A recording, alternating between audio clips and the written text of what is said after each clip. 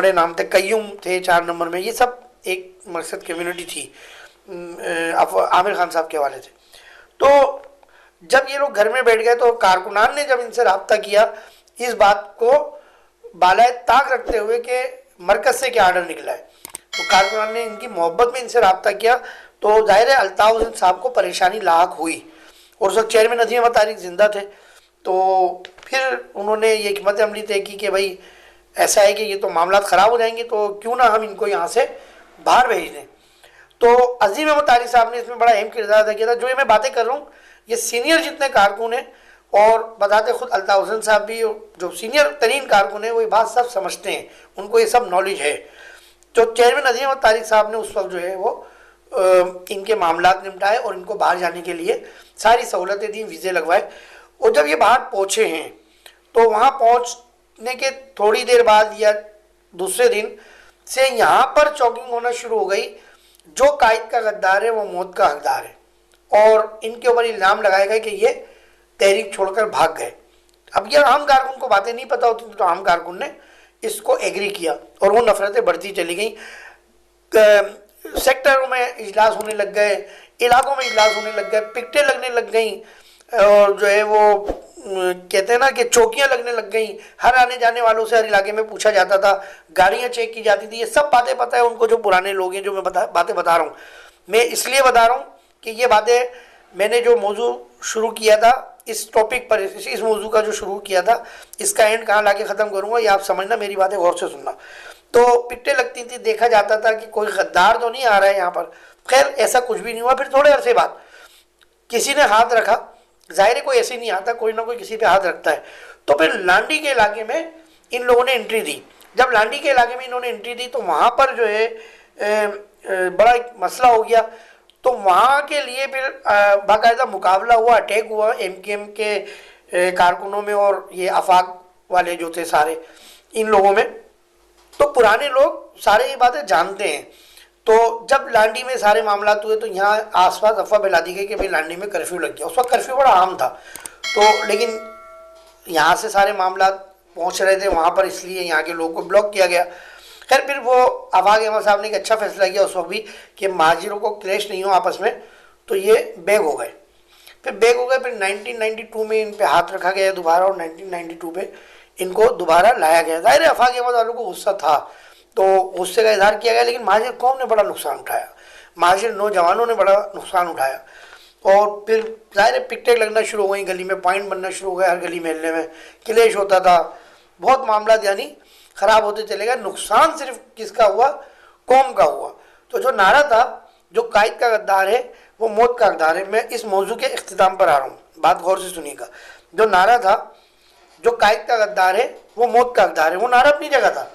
1992 का ऑपरेशन जब शुरू हुआ उससे पहले तक ये नारा सरेआम था, हर जबान पे था MKM के कारकुनों की, और किसी पर शक हो जाता था। यानी मैं एक छोटी सी मिसाल दूँ, ये वीडियो मेरी अगर पुराना कोई कारकुन सुने, ज़िम्मेदार सुने, तो यकीनन इस पे एग्री करेगा।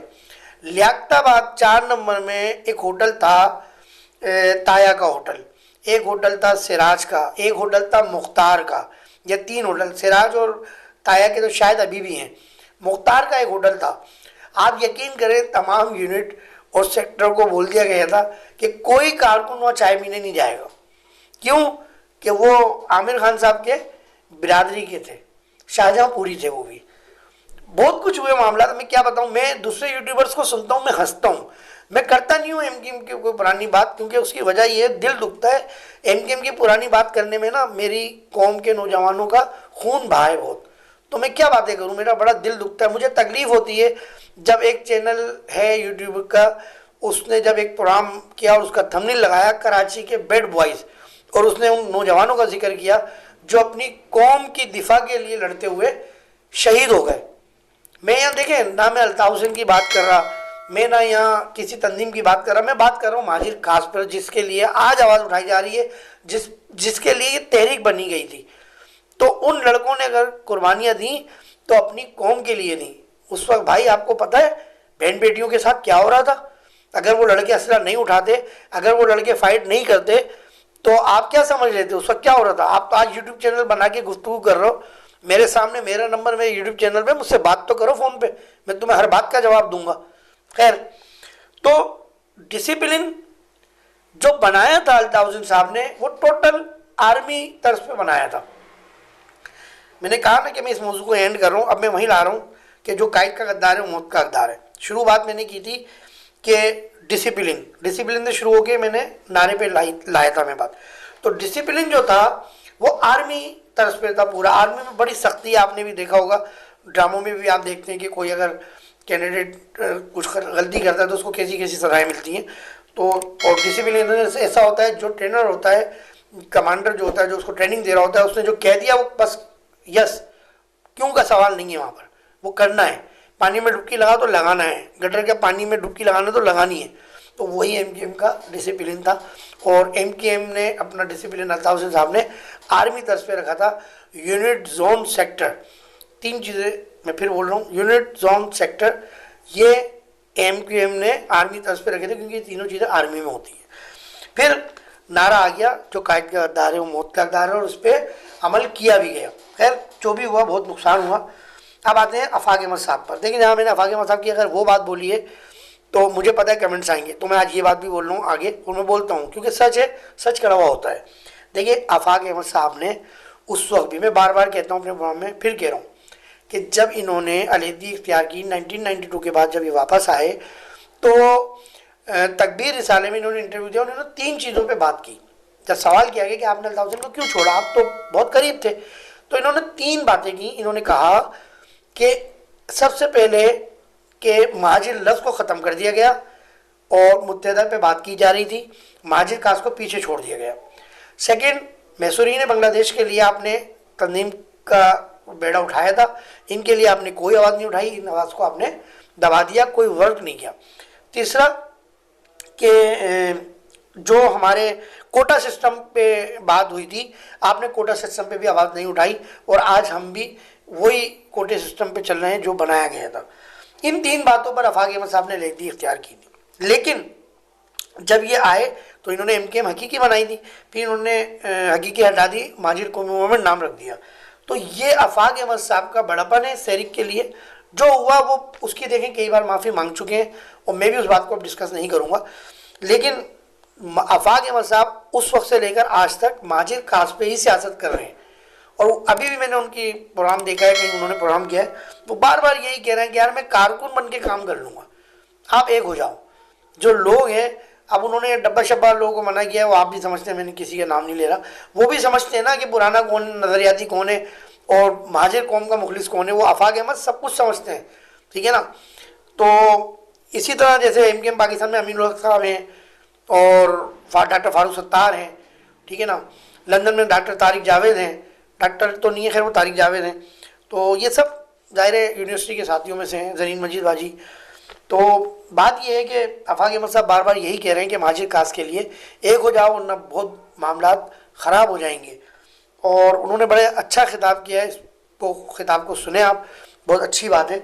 और मैंने तो पहले भी व्लॉग किया था और मैंने कहा था कि अल्ताफ हुसैन साहब को और आफाक अहमद साहब को और आमिर खान साहब को अपनी ईगो को मारना पड़ेगा। देखिए, आफाक साहब तो मैं देख रहा हूँ कि वो काफ़ी अरसे से अपनी ईगो मार रहे हैं और वो मुसलसल हाथ बढ़ा रहे हैं, लेकिन कोई उनके पास हाथ नहीं बढ़ा रहा उस तरफ पे आगे जिस तरह वो चाह रहे हैं महाजिर कौम के लिए। प्रोग्राम का हम इख्तिताम करते हैं। हमारी एक एनजीओ है, हमारा समाजी इदारा है तहफ़्फ़ुज़ वेलफेयर फाउंडेशन। देखिए, जगह जगह आपको मंशियात के आदी अफराद नज़र आते हैं। अच्छा, यही अफराद को एक इदारा है, मैं नाम नहीं लूँगा, आप उनको सोशल मीडिया पे देखते होंगे, वो छोड़ के आता है एदी विलेज में या एदी वालों के पास। और मैंने खुद यहाँ इंटरव्यू लिया था, मेरे चैनल पे उसका लड़के का इंटरव्यू मौजूद है। उसने खुद कहा कि हम जाते हैं, वो 2 दिन बाद हमें बाहर निकाल देते हैं, ठीक है ना। वहाँ हमारा कोई इलाज नहीं होता, वहाँ हमें कोई रखता नहीं है, ठीक है।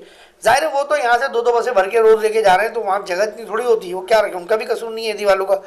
देखिए, हम एक क्लिनिक बनाना चाह रहे हैं जिसको हम रिकवरी हाउस कहेंगे, ड्रग्स के जो आदी अफराद हैं उनके लिए। तो हमें उसके लिए आप लोगों के फ़ंड की भी ज़रूरत है, आप लोगों के कीमती मशवरों की भी ज़रूरत है। हम खाली इलाज नहीं करेंगे, एक तो इलाज हम फ्री करेंगे, सबसे पहली बात ये, हम कोई पैसे नहीं लेंगे, क्योंकि मैंने देखा है इन लोगों के दरमियान बैठ के, पूछ के, बातें करके कि इनके माँ बाप ड्रग्स इनसे छुड़ाना चाहते हैं, लेकिन उनके पास इलाज के पैसे नहीं है। वो इलाज के पैसे नहीं है, बेचारे वो पी रहे हैं, और आइस तो इस वक्त आम हुई हुई है। तो इलाज का मसला नहीं है, इलाज के बाद इनके माहौल को भी देखना है हमने।